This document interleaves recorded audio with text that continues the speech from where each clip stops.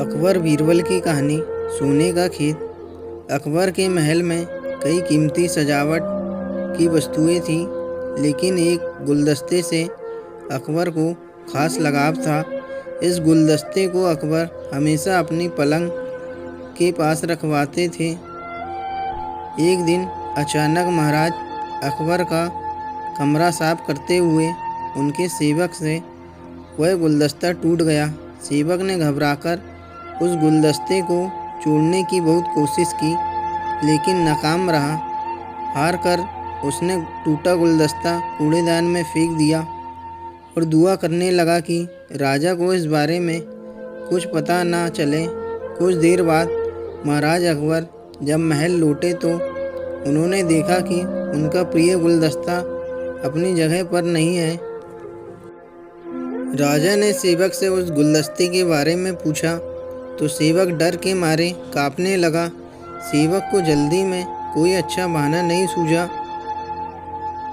तो उसने कहा कि महाराज, उस गुलदस्ते को मैंने अपने घर ले गया हूँ ताकि अच्छे से साफ कर सकूँ। यह सुनते ही अकबर बोले, मुझे तुरंत वो गुलदस्ता लाकर दो। अब सेवक के पास बचने का कोई रास्ता नहीं था। सेवक ने महाराज अकबर को सच बता दिया कि वो गुलदस्ता टूट चुका है। यह सुनकर राजा आग बबूला हो गए। क्रोध में राजा ने उस सेवक को फांसी की सजा सुना दी। राजा ने कहा, झूठ मैं बर्दाश्त नहीं करता हूँ। जब गुलदस्ता टूट ही गया था तो झूठ बोलने की क्या ज़रूरत थी। अगले दिन इस घटना के बारे में जब सभा में जिक्र हुआ तो बीरबल ने इस बात का विरोध किया। बीरबल बोले कि झूठ हर व्यक्ति कभी ना कभी बोलता ही है। किसी के झूठ बोलने से अगर कुछ बुरा या गलत नहीं होता तो झूठ बोलना गलत नहीं है। बीरबल के मुंह से ऐसे शब्द सुनकर अकबर उसी समय बीरबल पर भड़क गए। उन्होंने सभा में लोगों से पूछा कि कोई ऐसा है यहाँ जिसने झूठ बोला हो। सबने राजा को कहा कि नहीं, वो झूठ नहीं बोलते। यह बात सुनते ही राजा ने बीरबल को राज्य से निकाल दिया।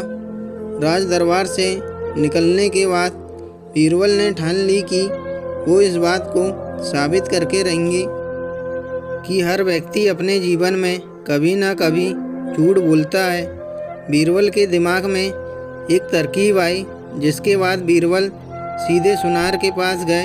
उन्होंने जोरी से सोने की गेहूं जैसी दिखने वाली बाली बनवाई और उसे लेकर महाराज अकबर की सभा में पहुंच गए।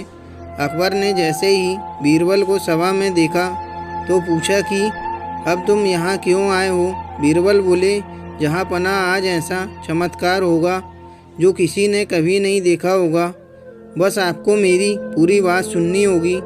राजा अकबर और सभी सभापति की जिज्ञासा बढ़ गई और राजा ने बीरबल को अपनी बात कहने की अनुमति दे दी। बीरबल बोले, आज मुझे रास्ते में एक सिद्ध पुरुष के दर्शन हुए। उन्होंने मुझे यह सोने से बनी गेहूं की बाली दी है और कहा कि इसे जिस भी खेत में लगाओगे वहाँ सोने की फसल उगेगी। अब इसे लगाने के लिए मुझे आपके राज्य में थोड़ी सी ज़मीन चाहिए। राजा ने कहा, यह तो बहुत अच्छी बात है, चलो हम तुम्हें ज़मीन दिला देते हैं।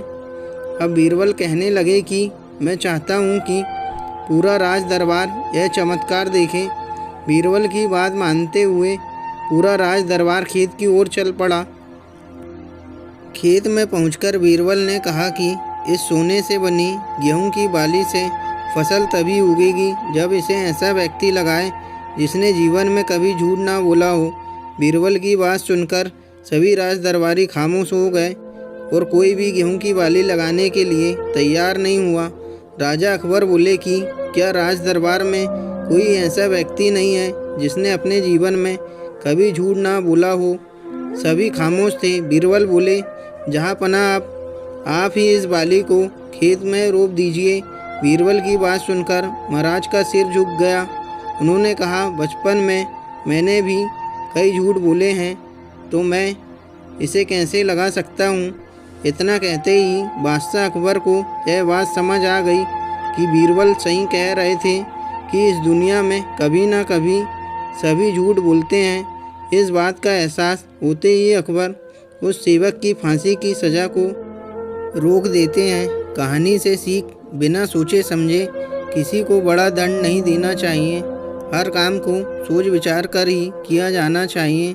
साथ ही एक छोटे से झूठ की वजह से किसी व्यक्ति का आकलन भी नहीं किया जाना चाहिए, क्योंकि कुछ परिस्थितियाँ ऐसी होती है कि लोग झूठ बोल देते हैं